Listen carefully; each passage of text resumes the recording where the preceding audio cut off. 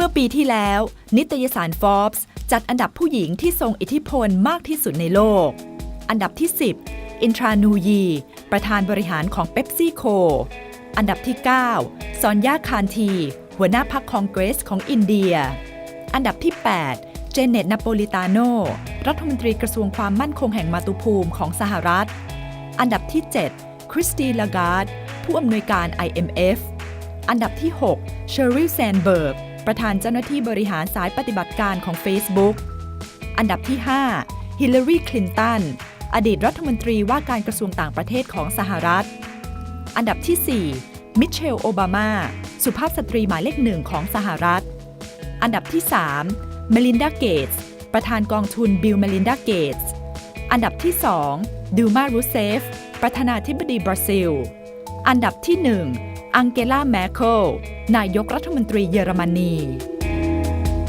Now for men, do they really accept women's leadership these days? Again, so the answer to that is yes and no. There are certainly men who have become big advocates and proponents of women's leadership and proponents of gender equality. In recent McKinsey study, they asked men, do you think gender diversity programs are unfair? And men who were not aware of the difficulties women faced, 66% of them said yes, gender diversity programs are unfair because they were not aware of the difficulties women faced. Men who said that they were aware of the difficulties women faced, only 49% of them thought that gender diversity programs were unfair. So it's so crucial that we bring men into the discussion.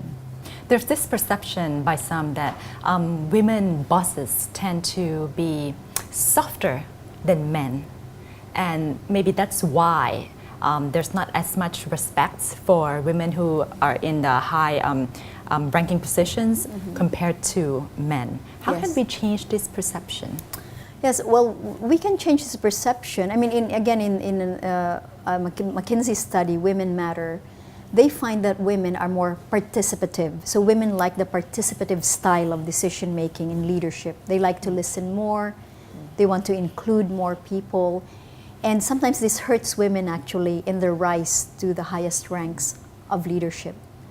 We need to change this perception because when we look at very, very complex problems today, whether they have to do with inequality, extreme poverty, environmental degradation, violent conflict, all of these problems are complex and they require diverse viewpoints and participatory decision making. The top-down old model of leadership where one man commands and everybody follows is no longer true today. If you look at the Arab Spring, where leaders were toppled, that was not because of a top-down, it was participatory, it was distributed decision making. And this is actually where women have a very specific strength. But on the other hand, there's also a perception of women being in very high positions in the corporate world as being too tough, way tougher than men. Now, these ladies, are difficult to deal with. That's another type of women executives that we have. I think that is an unfair judgment. If men behave that way, they would be judged as great leaders. If women behave that way, they're judged as too bossy. So there's actually a campaign right now in social media. I don't know if you've seen it. It's called Ban Bossy.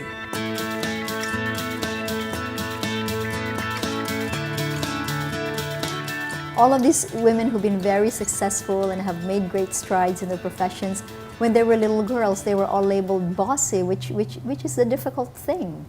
And so I think we need to be aware, again, back to our biases.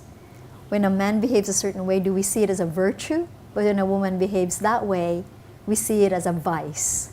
So let us be more fair in judging men and women as leaders. Now, the younger generation of women around the world, there's a trend going on about getting married later. Yes. And not having children. Yes. And being very ambitious about their professional life. Yes. Is this a worrying trend?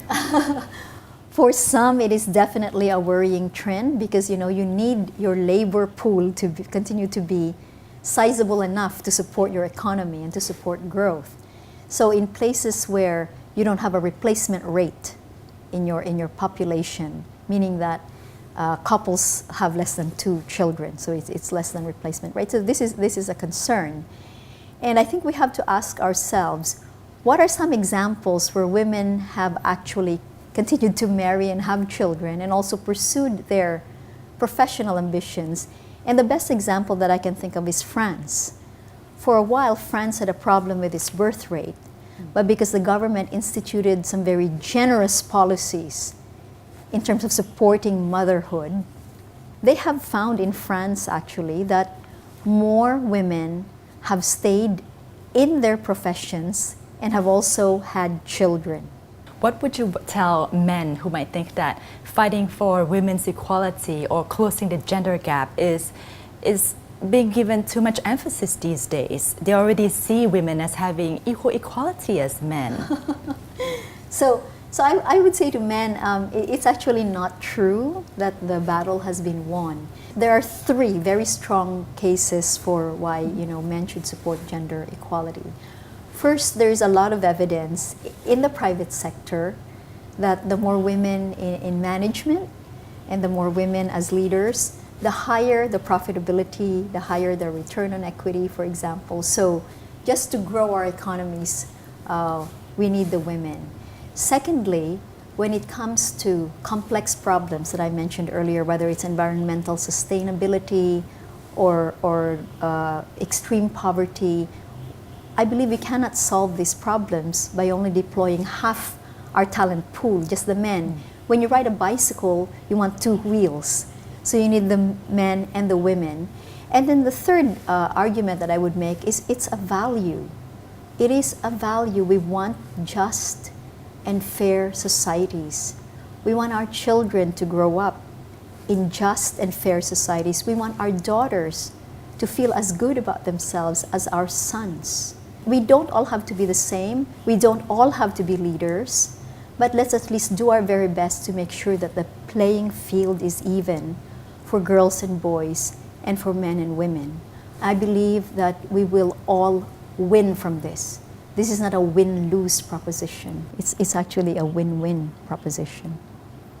มุมมองและข้อมูลที่น่าสนใจของดรแอสตริดทำให้เราเข้าใจบทบาทของผู้หญิงในปัจจุบันเป็นอย่างดีนะคะและถ้าเกิดว่าสังคมเปิดกว้างมากยิ่งขึ้นเราย่อมได้เห็นศักยภาพของผู้หญิงในแวดวงต่างๆมากยิ่งขึ้นซึ่งท้ายที่สุดแล้วย่อมส่งผลดีต่อสังคมโดยรวมค่ะพบกันใหม่สัปดาห์หน้าวันนี้สวัสดีค่ะ